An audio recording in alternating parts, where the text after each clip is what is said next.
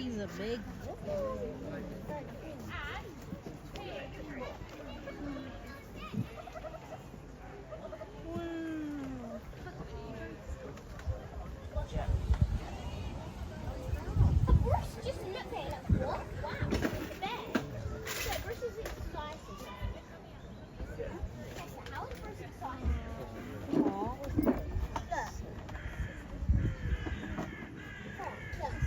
Really embarrassing if we're like,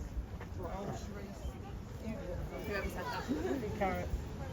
Are you hungry? Sorry. Oh, he does like his green. Hits him with a lettuce. Yeah.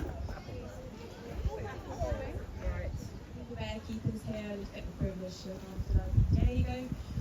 Welcome to Jimmy's farm. Hope you're having a lovely day. So Diego's 13 years old, it's kind of middle age for these guys. In the wild, 20 would be considered pretty good. In captivity, 25 to 30 is pretty much the average. The oldest polar bear recorded in captivity was actually 42, so they do live really long, happy lives here out in the wild. Obviously, they don't have lovely vets to come and check their teeth and check them up and give them vaccinations, so they're very lucky here. So Diego's a Swedish European brown bear.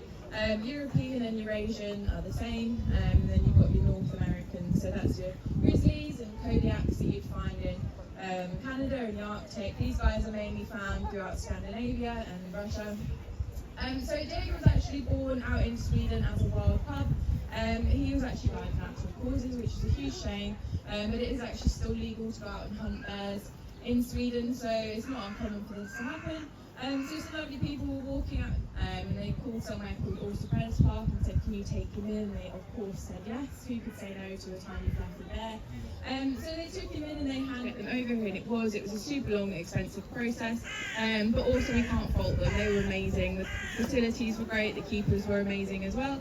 They had a really hard kind of financial time through COVID, and then the land was brought from under them basically to develop like a ski resort hotel. So that meant that the bears that lived there and all the other creatures, they had to find new homes, otherwise they would have been put to sleep. So Diego and Eva, we got them straight from there.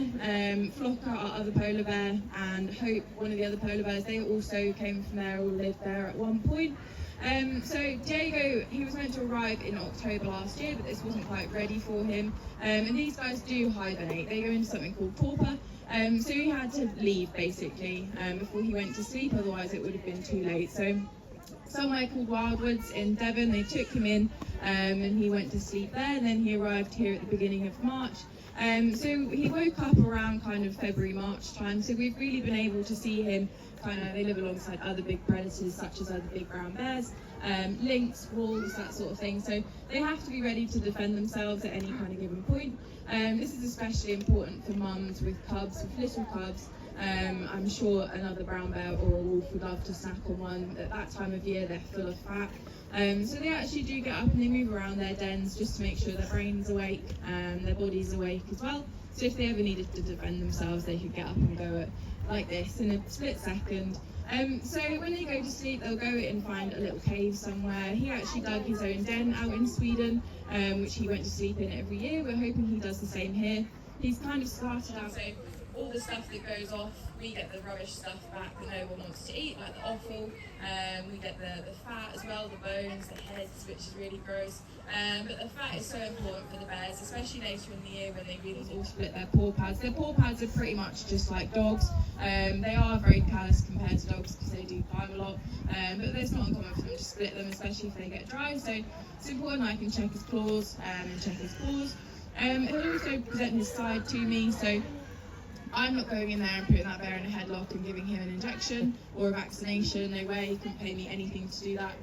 So I've taught him to present his side. So I'll literally sit and put my arm out to his side, and he'll stand up and he'll go like this and press his side against the mesh.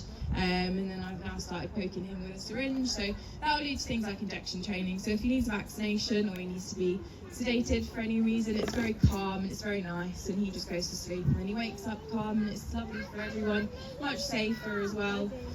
So people often ask what the difference is between the Europeans and the North Americans. So the only difference really is doing conservation and science and all the important things that they do.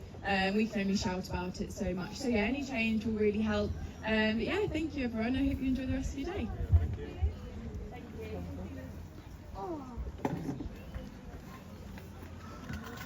Good boy. Yeah. Yeah, she's been somewhere. She's got that. Yeah, go for it.